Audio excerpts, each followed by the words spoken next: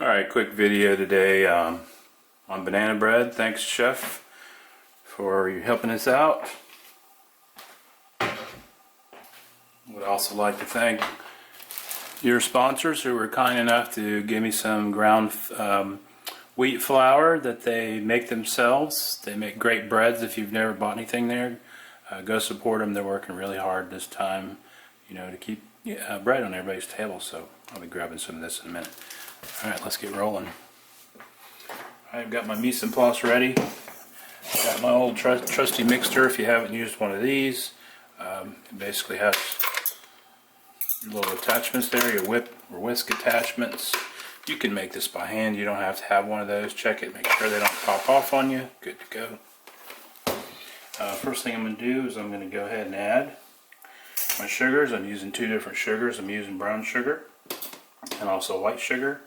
I'm going to add, excuse me,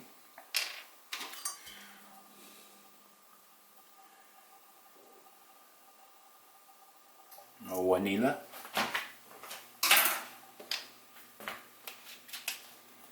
Get that. And I've got 2 bananas that are headed south. You can also use frozen bananas, so if they get to this stage, they're not bad. They're just kind of soft and squishy. Not that delicious to eat, so we'll just peel those carefully and pop that in the bowl. Get my next one, pop that in the bowl.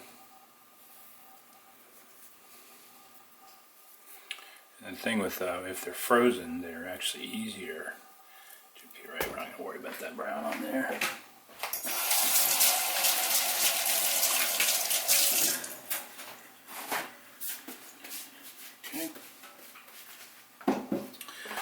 Gonna get those a mix so we can get those bananas mashed up.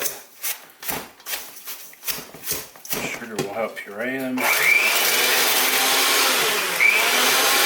thing I don't like about this is it's on low. This thing rock and roll. So if you ever have a recipe that you don't over mix,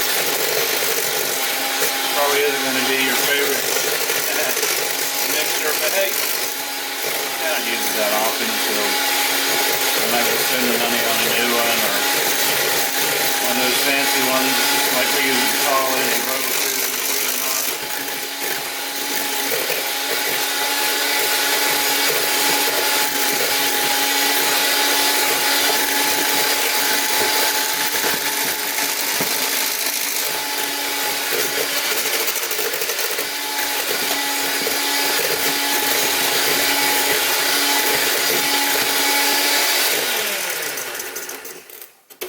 Okay, now I'm going to add 2 eggs, one at a time.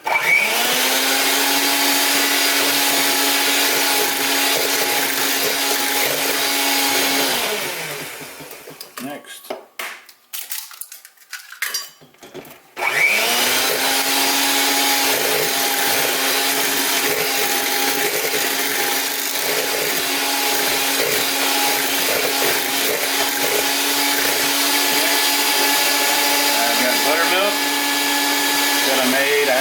Didn't really have buttermilk, so I took half and half and added about 2 teaspoons and a half of plain white vinegar. Okay, don't want to overmix that. We don't want to get it too light and fluffy, or it'll have any big chunks. We want it to be more of a dense type bread. Okay, very important part here.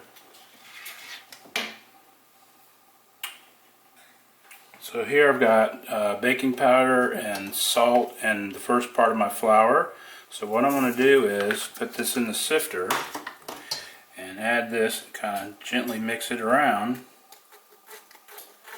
so that we get that baking powder nice and incorporated.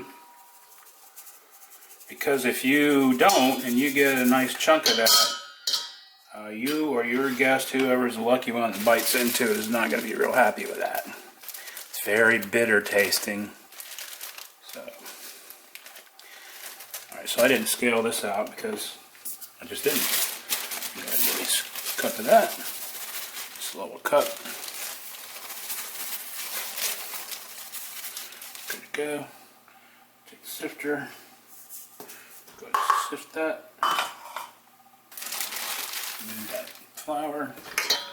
Sift away. Very nice. Very good. It's good for you. So you can see those little balls that are left in there. That was from the baking powder. And if you bit into one of those, man, you would not be happy. Okay.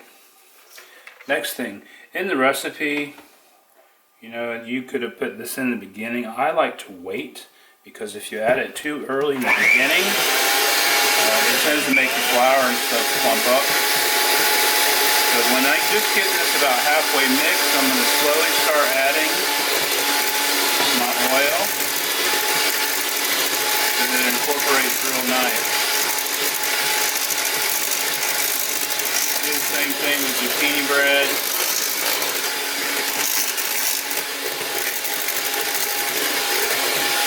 Okay, slowly add my oil. And the bowl spin.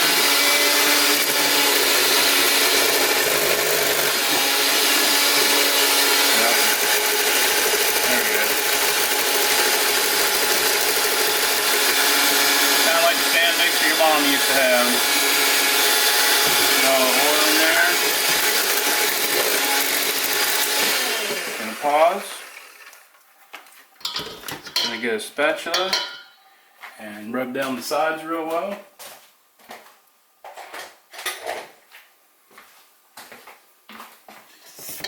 Make sure we get all that flour in there so we're not changing the formula.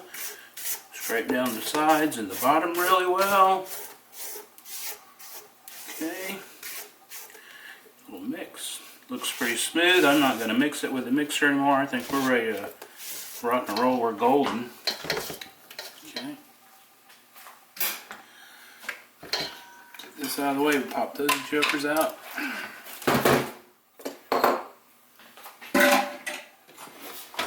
Alrighty. And for the setup, I'm going to make some muffins and also a couple of loaves. So I'm going to go ahead and spray these with butter spray release. And these are old pans, so I'm going to spray them pretty generously, even though there's a fair amount of oil that will come out of the dough itself, the batter, whatever you want to call it. Take my little small measuring cup pad.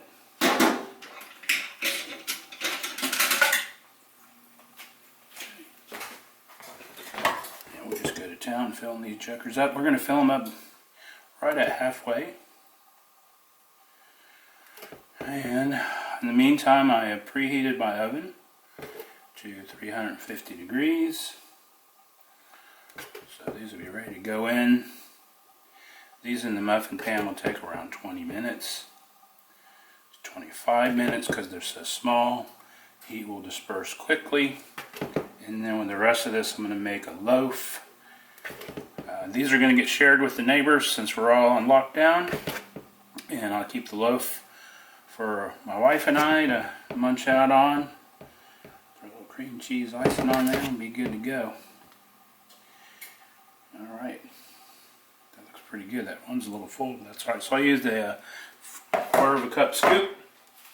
I'm going to get my other pan ready, and then I'm going to go ahead and get everything in the oven. You want to clean up your sides. Like so. Those are just going to bake on your pan, mesh your pan.